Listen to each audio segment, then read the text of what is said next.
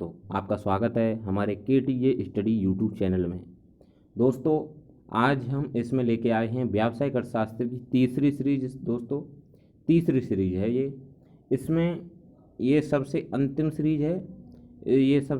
Series है और इसमें 11 से 15 अध्याय में ये इकोनॉमिक्स पूरी हो जाती है। यानी कि सारे तो हमने दे दिए हैं, पहले सभी वीडियोस आपको मिल चुकी होंगे।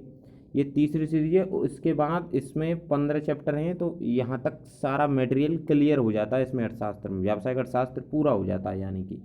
तो दोस्तों चलिए शुरू करते हैं 11वां अध्याय। इसका नाम है एकाधिकार में मूल्य तथा उत्पादन। तो दोस्तों शुरू करते हैं। यदि उत्पादन पर एक ही फर्म का पूर्ण नियंत्रण हो तो उसे कहते हैं एकाधिकार, पूर्ण नियंत्रण, अपूर्ण प्रतियोगिता या द्विआधिकार। तो दोस्तों इसको कहते हैं एकाधिकार। ए वाला सही है। नेक्स्ट की ओर चलते हैं। सरकार द्वारा स्थापित सार्वजनिक निगम को कहते हैं निजी एकाधिकार, सार्वजनिक एकाधिकार, प्रतियोगिता, पूर्ण प्रतियोगिता। दोस्तों इसका सही आंसर है सार्वजनिक एकाधिकार, बी वाला। आगे चलते हैं। वस्तु के एक ही स्थान पर उपलब्ध होने के कारण वस्तु पर नियंत्रण को कहते हैं ऐच्छिक एकाधिकार, सामाजिक एकाधिकार, कानूनी एकाधिकार या प्राकृतिक एकाधिकार। कौन सा सही है दोस्तों, ये बताना है आपको। जल्दी से बताइए, फिर मैं बताता हूँ। इसका है दोस्तों प्राकृतिक एकाधिकार, यानी कि डी वाला। आगे बढ़ते हैं। एक व्यवसाय के विभिन्न स्थानों पर स्थित अनेक कारखाने एक ही नियंत्रण में हो तो वह कहलाते हैं क्षैतिज मिलन, लंबवत मिलन, एकाधिकार, पूर्ण प्रतियोगिता। इसमें बताना है कौन सा सही है दोस्तों। वो कहलाता है दोस्तों क्षैतिज मिलन। ए वाला सही है आपका।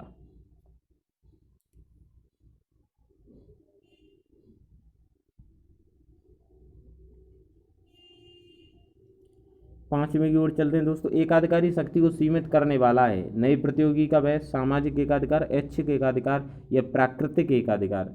इसका दोस्तों सही आंसर है नए प्रतियोगी का भय। ये जो एकाधिकारी फर्म होती हैं इनको नए प्रतियोगी से बड़ा भय रहता है। न्यू कंपटीटर से भय रहता है बहुत ज़्यादा। एकाधिकारी फर्म का मांग वक्र होता है एक्स अक्षांश समांतर, वाई अक्षांश समांतर, बाएं से दाएं गिरता हुआ, दाएं से बाएं गिरता हुआ। तो इसमें कौन सा सही है दोस्तों। इसका सी वाला सही है, यानी कि बाएं से दाएं गिरता हुआ। इसमें आगे चलते हैं। अब सातवां देखते हैं। एकाधिकारी निर्धारित नहीं कर सकता वस्तु की मांग, वस्तु की कीमत, वस्तु की पूर्ति, इनमें सभी। दोस्तों ये निर्धारित नहीं कर सकता है वस्तु की मांग, डिमांड ऑफ गुड, कम्युनिटी या कमोडिटी। एक ही वस्तु के भिन्न भिन्न मूल्य प्राप्त करना है एकाधिकार, सर्वाधिकार, द्विआधिकार, इनमें से कोई नहीं। इसका है दोस्तों एकाधिकार।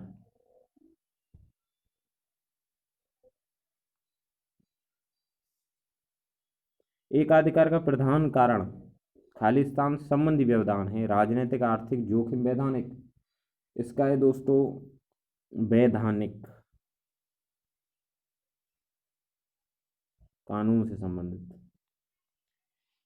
10 किसी क्षेत्र में कच्चे माल के खालिस्तान से एकाधिकार का निर्माण होता है, सर्वाधिकार, विकेंद्रीकरण, केंद्रीकरण, उपरोक्त सभी। इसका है दोस्तों केंद्रीकरण, यानी कि सी वाला सही है इसमें। आगे बढ़ते हैं। एकाधिकारी उत्पादक बहुत खालिस्तान होते हैं, बुद्धिमान, चतुर, कार्यकुशल, आलसी। इसका है दोस्तों कार्यकुशल, सी वाला सही है बिल्कुल। आगे बढ़ते हैं। कीमत विभेद संभव है केवल खालिस्तान में, एकाधिकार, एकाधिकारी, सर्वाधिकार, इनमें से कोई नहीं। तो दोस्तों इसका सही है आंसर। इसका सही आंसर है दोस्तों एकाधिकार।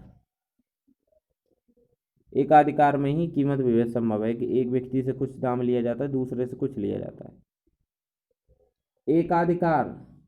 एकाधिकार में नवीन फर्मों के प्रवेश में अवरोध पाए जाते हैं। गलत है, सही है, इनमें से कोई नहीं, सभी सही है। ये बताना है दोस्तों, ये बात बिल्कुल सही है दोस्तों, बी वाले पे टिकाएगा।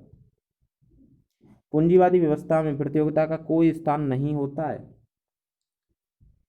ये बात बतानी है सही है गलत है, इनमें से कोई नहीं, सभी सही है। ये बात बिल्कुल गलत है दोस्तों, ए वाला सही है इसमें। भारी व्यवसायों पर भारी विनियोग की आवश्यकता होती है, गलत सही, इनमें से कोई नहीं, सभी सही है। इसका है दोस्तों सही, यानी कि बी वाला सही है, इसमें से बी वाला। आगे बढ़ते हैं। विदेशी प्रतियोगिता की अनुपस्थिति एकाधिकार के निर्माण में सहायक है, गलत सही, इनमें से कोई नहीं, सभी सही है। विदेशी प्रतियोगिता वाला एकदम सही है दोस्तों, बी पे टिक आएगा, बी पे। अधिकतम हानि उस बिंदु पर होती है जहां पर सीमांत आगम व सीमांत लागत आपस में बराबर हों। इसका दोस्तों ये जो बा है, ये बा है खाली, वे नहीं है दोस्तों, ये गलत है, ये गलत है, वाह है खाली, वाह। ठीक है, सीमांत लागत आपस में बराबर हों, ये बताना है दोस्तों सही है या गलत है। तो ये दोस्तों बिल्कुल गलत है। आगे बढ़ते हैं। एक एकाधिकारी की सीमांत आगम वक्र इसकी मांग वक्र के सदैव नीचे रहती है, गलत सही, इनमें से कोई नहीं, सभी सही हैं। इसका दोस्तों सही है एकदम बी वाला, ये बात बिल्कुल सही है दोस्तों। आगे बढ़ते हैं। अल्पकाल में एकाधिकारी फर्म असामान्य लाभ नहीं कमा सकती, गलत सही, इनमें से कोई नहीं, सभी सही है। ये बताना है दोस्तों, जल्दी से बताइए। तो दोस्तों ये बात बिल्कुल सही है, अल्पकाल में एकाधिकारी फर्म असामान्य लाभ नहीं कमा सकती, कमा सकती है। तो इसका है ए वाला, बी वाला है दोस्तों, बी वाला, ये बात बिल्कुल सही है, नहीं कमा सकती। एकाधिकारी मूल्य पूर्ण प्रतियोगिता के मूल्य से अधिक रहता है, गलत सही, इनमें से कोई नहीं, सभी सही है। बताना है जल्दी से। तो इसमें है दोस्तों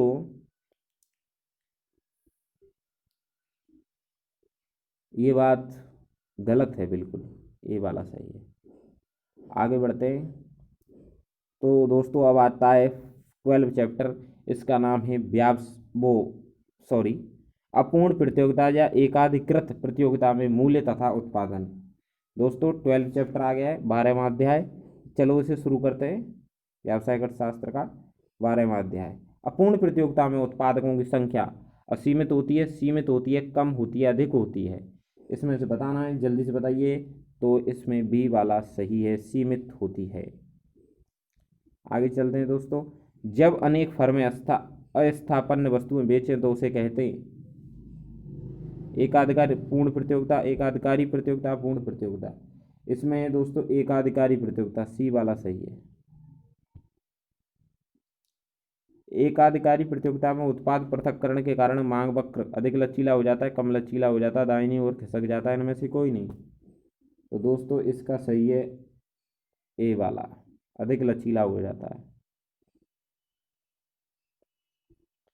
निम्न में से बाजार के किस रूप में उत्पादन पृथक्कृत होता है तथा विक्रय लागत व्यय की जाती है? पूर्ण प्रतियोगिता, एकाधिकार, एकाधिकार प्रतियोगिता, इनमें से कोई नहीं। इसका बताना है। तो दोस्तों इसमें सही है आपका एकाधिकार प्रतियोगिता, यानी कि सी वाला। बाजार में उत्पादन की मांग व पूर्ति आपस में खालिस्तान होती है, बराबर, ठीक नहीं, अधिक, इनमें से कोई नहीं। तो दोस्तों इसका सही है बराबर, यानी कि ए वाला। आगे बढ़ते हैं। अल्पकाल में समूह की कुछ फर्मों को खालिस्तान प्राप्त होता है, जोखिम, हानि, लाभ, नुकसान। तो इसका सही आंसर है दोस्तों लाभ। तो आगे बढ़ते हैं। अब पूर्ण प्रतियोगिता में मूल्य का निर्धारण की खालिस्तान की भांति होता है, एकाधिकारी, पूर्ण प्रतियोगिता, एकाधिकार, इनमें से कोई नहीं। तो इसमें दोस्तों आपका है एकाधिकार, सी वाला सही है। आगे बढ़ते हैं। पूर्ण प्रतियोगिता में उत्पादकों को विज्ञापन पर विशेष खालिस्तान नहीं करना होता है, लाभ, व्यय, जोखिम प्रबंध। तो इसका है दोस्तों सही आंसर व्यय, यानी कि एक्सपेंस नहीं करना होता। आगे बढ़ते हैं। खालिस्तान एकाधिकारी प्रतियोगिता का एक प्रमुख अभिलक्षण है, वस्तु विभेद, एकाधिकार, सर्वाधिकार, इनमें से कोई नहीं। तो इसका सही आंसर है ए वाला, वस्तु विभेद। यानी कि प्रोडक्ट डिफरेंशिएशन। आगे बढ़ते हैं, एकाधिकृत प्रतियोगिता अपूर्ण प्रतियोगिता की किस्म है। ये बात गलत है, सही है, इनमें से कोई नहीं, सभी सही है, ये बताना है। तो दोस्तों ये बात बिल्कुल सही है, बी वाले पे टिक आएगा। आगे चलते हैं, अपूर्ण प्रतियोगिता में उत्पादन विभिन्नता होना आवश्यक है। गलत सही, इनमें से कोई नहीं, सभी सही हैं। तो दोस्तों इसका सही आंसर है आपका बी वाला। चलिए आगे चलते, जब फर्में स्थानापन्न वस्तुएं बेचें तो इसे अल्पाधिकार कहते हैं। इसे अल्पाधिकार कहते हैं, ये बात बतानी है, गलत है, सही है, इनमें से कोई नहीं, सभी सही हैं, ये बात भी बिल्कुल सही है दोस्तों, बी वाले पे टिक आएगा। अपूर्ण प्रतियोगिता में वस्तुओं के गुणों में अंतर नहीं पाया जाता। गलत सही, इनमें से कोई नहीं, सभी सही है, ये बात बिल्कुल गलत है दोस्तों, ए वाला पे टिक आएगा।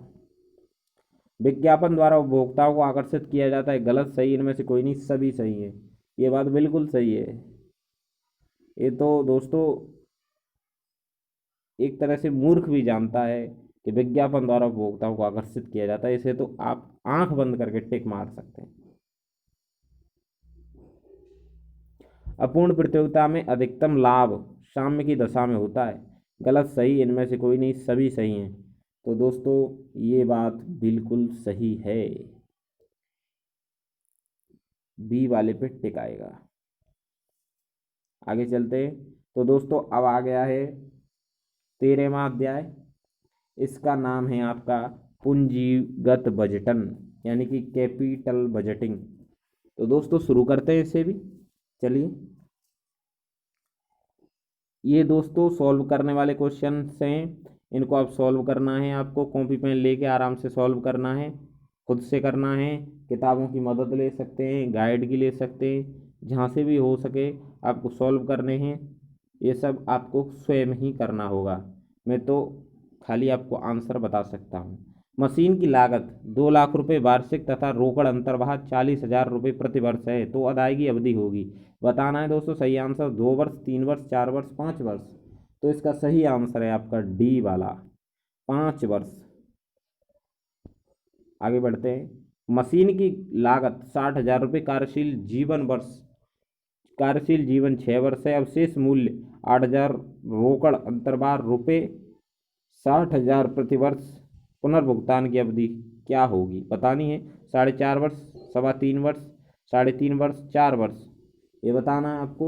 इसका सही आंसर है 3.25 ईयर, यानी कि 3.25 वर्ष। आगे चलते हैं, निम्न में से विनियोग मूल्यांकन की कौन सी रीति मुद्रा के वर्तमान मूल्य को ध्यान में नहीं रखती है। प्रत्यावर्तन अवधि रीति, शुद्ध वर्तमान मूल्य रीति, आंतरिक प्रत्यादर लाभदायकता सूचकांक। इसका सही आंसर है दोस्तों ए वाला, प्रत्यावर्तन अवधि रीति। आगे बढ़ते हैं, पूंजीगत बजटन के लिए हम विचार नहीं करते हैं। नई फर्म द्वारा दीर्घकालीन संपत्ति पर व्यय, अपकर्ष पूंजी का प्रतिस्थापन, सामग्री सूची पर व्यय, इनमें से कोई नहीं। सही बताना है दोस्तों आपको कौन सा सही है। तो इसका सही है दोस्तों सी वाला, यानी कि सामग्री सूची पर व्यय। पूंजी बजटन का संबंध होता है पूंजीगत व्यय, दैनिक व्यय, आकस्मिक व्यय, उपरोक्त सभी। तो इसका सही आंसर है पूंजीगत व्यय। एक दीर्घकालीन अवधि का बजट होता है पूंजी बजट, रोकड़ बजट, बिक्री बजट, स्थिर बजट। इसका दोस्तों सही आंसर है आपका पूंजी बजट, ए वाला। आगे बढ़ते हैं, पुनर्भुगतान अवधि विधि सर्वाधिक सरल पूंजी या बजटन तकनीक है। गलत सही, इनमें से कोई नहीं, सभी सही है। बताना है दोस्तों, जल्दी से बताइए। इसका दोस्तों बी सही है, ये बात बिल्कुल सही है, ये कथन बिल्कुल सत्य है। प्रत्यय की आंतरिक दर और प्रत्यय की समय समयोजित दर अलग अलग हैं। इसका आंसर बताना है दोस्तों आपको। तो इसका आंसर है ए वाला, बिल्कुल गलत बात है ये। पूंजी विनियोग निर्णय सामान्यतः अपरिवर्तनीय प्रकृति के होते हैं। गलत सही, इनमें से कोई नहीं, सभी सही हैं। तो दोस्तों इसका सही है ई वाला, ये बात बिल्कुल सही है दोस्तों, ये कथन बिल्कुल सत्य है। आगे चलते हैं, प्रत्याय दर पद्धति परियोजना मूल्यांकन की एक विधि है। ये बात बतानी है, गलत है सही है, इनमें से कोई नहीं, सभी सही है। ये बात भी बिल्कुल सही है दोस्तों, बी वाले पे टिक आएगा। आगे चलते हैं। पूंजी राशनिंग तथा पूंजी बजटन दोनों एक ही बात है। गलत सही इनमें से कोई नहीं, सभी सही है। ये बात बिल्कुल गलत है दोस्तों, दोनों बातें अलग अलग हैं और दोनों के परिभाषा नियम सब कुछ अलग अलग है, ये दोनों अलग ही टॉपिक है दोस्तों। अब आ गया है आपका 14वां अध्याय। इसका इसका नाम है पूंजी की लागत, यानी कि कॉस्ट ऑफ कैपिटल। सही बताया ना दोस्तों मैंने। तो शुरू करते हैं इसे, 14 चैप्टर। इसे भी सॉल्व करने में क्वेश्चन है, आपको सॉल्व करने होंगे अपने आप। एक कंपनी प्रत्येक 100 रुपये वाले 8,000 5% ऋण पत्रों को 6% कटौती पर निर्गमन करने की इच्छा प्रस्तुत कर रही है। निर्गमन पर खर्च 3.5 रुपये प्रति ऋण पत्र होने की आशा है। लागत क्या है बतानी है आपको। 6.2%, 7.4%, 5.52%, 9%। तो इसका सही आंसर है 5.52%। आगे बढ़ते हैं। निस्सा लिमिटेड ने प्रत्येक 100 रुपये वाले 4,009% पूर्वाधिकार अंश निर्गमित किए। निर्गमन की लागत 3.75 प्रति अंश है। तो लागत बताइए। 9.35%, 15.58%, 10.2%, 8.50%। इसका सही आंसर बताना है दोस्तों आपको। तो इसका सही आंसर है आपका 9.35%, यानी कि ए वाला। आगे बढ़ते हैं। यदि प्रश्न में कर की दर नहीं दी गई हो तो मानते हैं। इसका सही आंसर है दोस्तों सी वाला, यानी कि 50% मानते हैं। जय लिमिटेड ने 1200 साधारण अंश पूर्णदत्त निर्गमित किए। इन अंशों का बाजार मूल्य 160 रुपये प्रति अंश है। कंपनी ने 10 रुपये प्रति अंश लाभांश भुगतान किया है। समता अंश पूंजी की लागत निकालिए। 6.50%, 7.25%, 6.25%, उपरोक्त में से कोई नहीं। तो इसका सही आंसर है दोस्तों सी वाला, यानी कि 6.25%। आगे बढ़ते हैं। पूंजी की लागत अर्जनों की न्यूनतम खालिस्तान दर है। इसमें सही आंसर आपको बताना। अनपेक्षित, अपेक्षित, लाभ, हानि। इसका सही आंसर है दोस्तों अपेक्षित, बी वाला। आगे बढ़ते हैं। पूंजी की लागत से पूंजीगत खालिस्तान पर विवेकपूर्ण निर्णय लिया जा सकता है। इसका सही आंसर बताना। लाभ, विनियोग, हानि, इनमें से कोई नहीं। सही आंसर है विनियोग, बी वाला। आगे बढ़ते हैं। ऋण पूंजी खालिस्तान के निर्गमन से मिलती है। ऋण पत्रों, बैंक, उद्योग के कागजों, इनमें से कोई नहीं। तो इसका सही आंसर है ऋण पत्रों। ऋण पूंजी ऋण पत्रों के निर्गमन से मिलेगी दोस्तों। थोड़ा सा दिमाग लगा सकते हैं, आसानी से हो जाएगा। पूंजी की लागत ज्ञात करने हेतु ब्याज, दे ब्याज है जो दोस्तों, इसमें ये दे है ना, ये दे, इसमें ये दे की जगह दे ये होगा। या लगाना भूल गए, या और लगा लेना, दे ये कर लेना इसे। दे ये ब्याज, ये नहीं है दोस्तों, ये है दे ये ब्याज की राशि का संबंध ऋण पत्रों की खालिस्तान की प्राप्त राशि से करेंगे। निर्गमन, आदेश, सरकार, इनमें से कोई नहीं। तो इसका सही आंसर है दोस्तों निर्गमन, ए वाला। आगे बढ़ते हैं। पूर्वाधिकार अंशों पर दिए जाने वाले खालिस्तान की दर निर्गमन के समय ही निश्चित कर दी जाती है। हानि, लाभ, लाभांश, इनमें से कोई नहीं। तो इसका सही आंसर है दोस्तों लाभांश, बी वाला।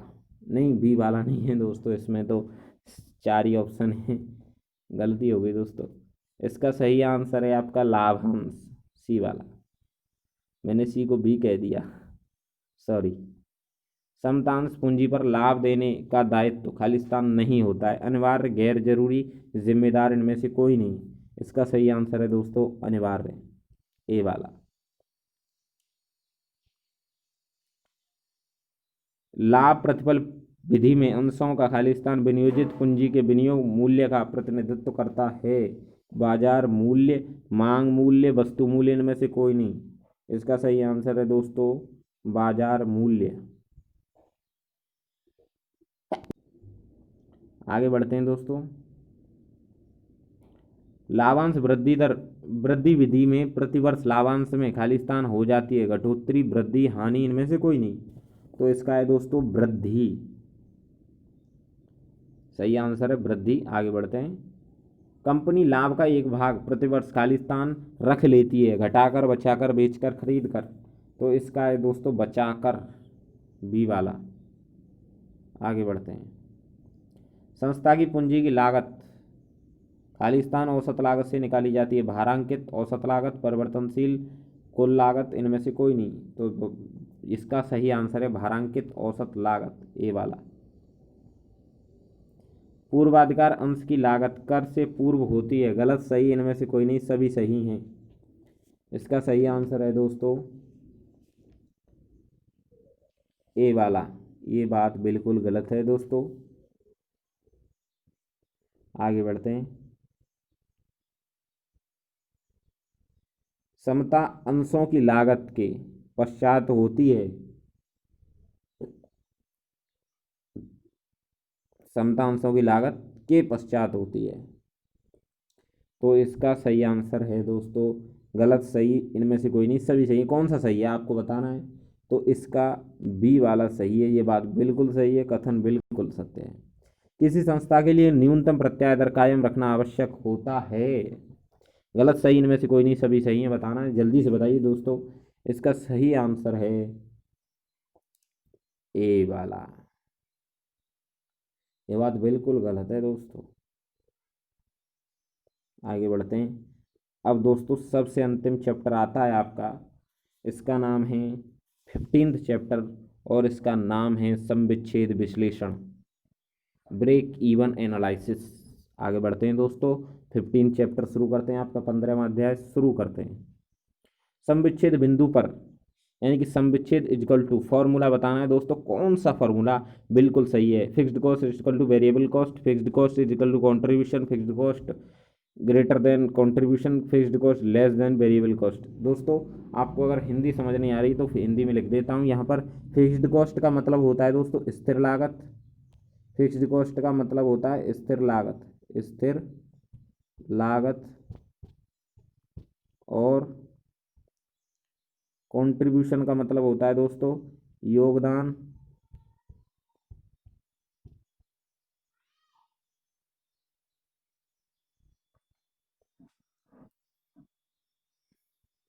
और वेरिएबल कॉस्ट का मतलब होता है परिवर्तनशील लागत, परिवर्तनशील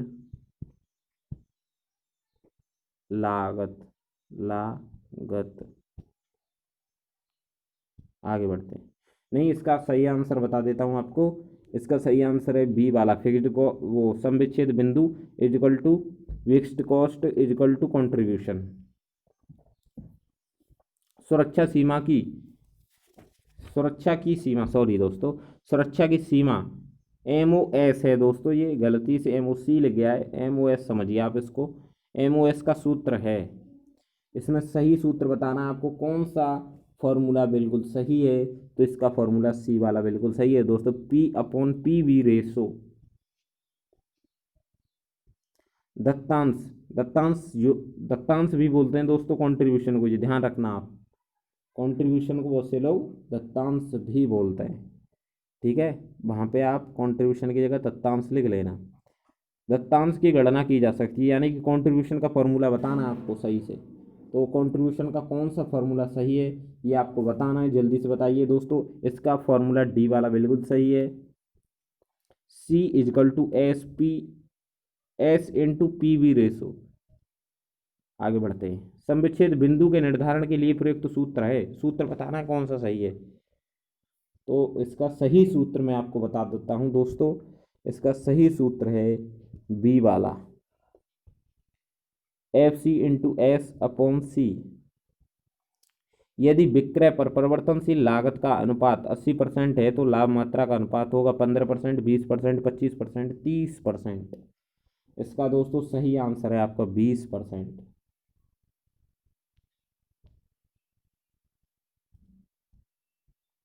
समविच्छेद बिंदु वह है जहां अधिकतम लाभ होता है, निम्नतम लाभ होता है, न लाभ होता है, न हानि होती है, इनमें से कोई नहीं। तो इसका सही आंसर है दोस्तों न लाभ होता है न हानि होती है। ये दोस्तों बहुत ही समझने की बात होती है। समविच्छेद बिंदु वही होता है जहाँ न लाभ होता है न हानि होती है, यानी कि जो ब्रेक इवन पॉइंट होता है वहाँ ना लाभ होता है फर्म को, ना हानि होती है। समविच्छेद बिंदु इजिकल टू, तो समविच्छेद बिंदु का फॉर्मूला है दोस्तों, इसमें से बताना है कौन सा फॉर्मूला सही है, आप जल्दी बताइए। तो इसका दोस्तों मैं बता देता हूँ आपको, ए वाला फॉर्मूला बिल्कुल सही है, इसमें fixed cost upon PV ratio. आगे बढ़ते हैं। सुरक्षा सीमा मार्जिन ऑफ सेफ्टी यानी कि MOS, पहले बता चुका हूँ, MOS था दोस्तों, वो मैं पहले लिख चुका हूँ, इसमें MOS ही है। तो MOS का फॉर्मूला क्या है, MOS का फॉर्मूला क्या है, मार्जिन ऑफ सेफ्टी या सुरक्षा सीमा का फॉर्मूला, सही फॉर्मूला बताना है दोस्तों, इसमें से कौन सा फॉर्मूला बिल्कुल सही है। दोस्तों बी वाला फॉर्मूला बिल्कुल सही है, सेल्स ब्रैकेट में actual minus sales at PEP। अंशदान यानी कि कंट्रीब्यूशन, बहुत से लोग देखिए अब अंशदान को कंट्रीब्यूशन भी कहते हैं, तो यहाँ पे अंशदान कंट्रीब्यूशन के रूप में भी आया है। तो कंट्रीब्यूशन का फॉर्मूला आपको बताना है, सही फॉर्मूला बताइए, यानी कि अंशदान का फॉर्मूला बताना है आपको कौन सा सही है। तो इसमें सही फॉर्मूला है दोस्तों sales minus variable cost, Hindi बता देता हूँ आपको, बिक्री माइनस परिवर्तनशील लागत, ठीक है।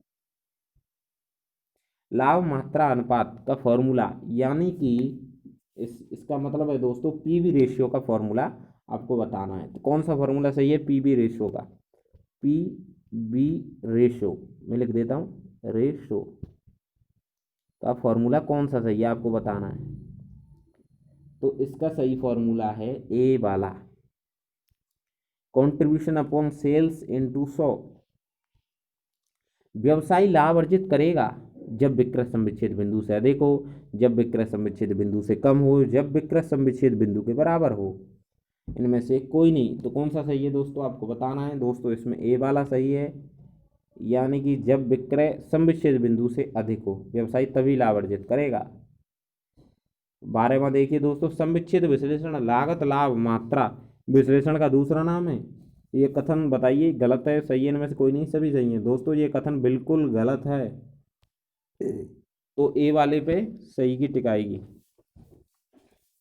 आगे बढ़ते हैं। मूल्य की कमी के कारण लाभ की मात्रा में परिवर्तन मूल्य के बढ़ने की अपेक्षा अधिक होता है। गलत सही इनमें से कोई नहीं, सभी सही हैं। तो दोस्तों इसका सही है ए वाला, यानी कि ये कथन बिल्कुल गलत है।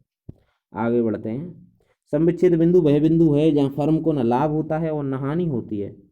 तो इसका कथन को बताना सही है गलत है, इनमें से कोई नहीं, सभी सही हैं। दोस्तों ये बिल्कुल सही है, यानी कि बी वाला।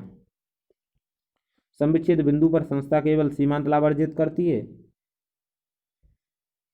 ये कथन दोस्तों आपको बताना है सही है गलत है, या इनमें से कोई नहीं, सभी सही हैं। दोस्तों ये कथन बिल्कुल गलत है, ए वाले पे टिकाएगा। लाभ इजकल टू, लाभ मात्रा अनुपात इजकल टू सीमा सुरक्षा, यानी कि profit, profit is equal to PV ratio into MOS। ये बता रहा है फॉर्मूला, ये सही फॉर्मूला है कि गलत फॉर्मूला है, ये बताना है आपको।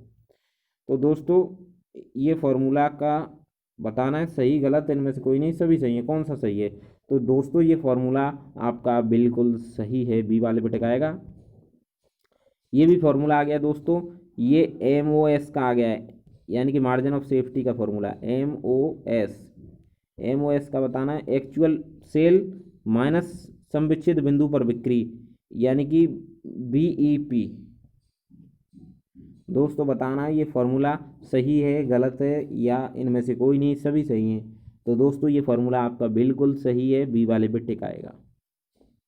अंशदान इजकल टू, यानी कि कंट्रीब्यूशन इजकल टू बिक्री माइनस परिवर्तनशील लागत, यानी कि contribution is equal to sales minus variable cost. ये फार्मूला बताना सही है बिल्कुल सही है गलत है, या इनमें से कोई नहीं, सभी सही हैं। दोस्तों ये फार्मूला भी आपका बिल्कुल सही है, बी वाला टिक आएगा। एक फर्म को हानि होती है जब अंशदान स्थिर लागत के बराबर होता है, गलत सही इनमें से कोई नहीं, सभी सही हैं। ये दोस्तों बताना है आपको क्या सही है इसमें से, जल्दी बताइए दोस्तों। इसका है आपका ए वाला, ये कथन बिल्कुल गलत है। चलिए दोस्तों आगे बढ़ते हैं दोस्तों। अब ये वीडियो ख़त्म हो चुकी है। अब मैं आपको एक बात बता देना चाहता हूँ दोस्तों, ध्यान दें, ध्यान से सुनिए इस बात को, बहुत काम की है। व्यावसायिक अर्थशास्त्र के पेपर में आप केवल थ्योरी के भरोसे ना रहें। कुछ अध्यायों के मैं नाम बताऊंगा जिनसे आप सबसे ज़्यादा सॉल्व करने वाले क्वेश्चन अधिकांश पूछे जाते हैं, जिनके आप क्वेश्चन कर सकते हैं। घबराए नहीं दोस्तों, जितना वैसे पेपर देने में कठिनाई आती थी वो आपको एमआर क्वेश्चन पेपर में नहीं आएगी। इसका मतलब ये नहीं है कि पेपर बिल्कुल सरल होगा, मगर ये ज़रूर है कि कठिनता का स्तर वो नहीं होगा। तो दोस्तों चलिए मैं उन चैप्टरों के नाम बता देता हूँ, व्यावसायिक अर्थशास्त्र के उन अध्यायों के नाम बता देता हूँ आपको, आप लिख लीजिए या इन चैप्टरों की क्वेश्चंस तैयार कीजिए। मांग का सिद्धांत, थ्योरी ऑफ डिमांड, मांग की लोच, इलास्टिसिटी ऑफ डिमांड, मांग पूर्वानुमान, डिमांड फोरकास्टिंग, लागत अवधारणाएं, कॉस्ट कॉन्सेप्ट्स, लागत उत्पादन संबंध, कॉस्ट आउटपुट रिलेशनशिप, पूंजी बजटन, कैपिटल बजटिंग, पूंजी की लागत, कॉस्ट ऑफ कैपिटल, संविच्छेद विश्लेषण, ब्रेक इवन एनालिसिस। तो दोस्तों इसके आप सभी चैप्टर्स तैयार करने हैं आपको, लेकिन जो सरल सरल चैप्टर है, शुरू के 3 चैप्टर तो बहुत ही ज़्यादा सरल है, आप इनको आसानी से तैयार कर सकते हैं। इसमें ये भी आपको सरल लगेगा और ये भी। तो दोस्तों आप इन चैप्टर्स को, ऊपर वाले तो बहुत ही ज़्यादा सरल है, आप थोड़ी सी मेहनत करेंगे आपको आ सकते हैं। तो दोस्तों ये सब आपको तैयार कर लेने हैं, और जो बाकी है थोड़े कठिन है उनको बाद में कर लीजिएगा भले। तो दोस्तों इन सभी अध्यायों के आपको 8 से 10 प्रश्न ज़रूर हल करने हैं, तभी आप पेपर में आने वाले क्वेश्चंस को अच्छी तरह से हल कर सकेंगे। यदि ना कर सके तो किसी कारण से फिर आपको सबसे सरल अध्यायों से इनमें से छांट कर उनके प्रश्नों को हल करने की कोशिश करनी है। आप सफल जरूर होंगे। आपका शुभ चिंतक।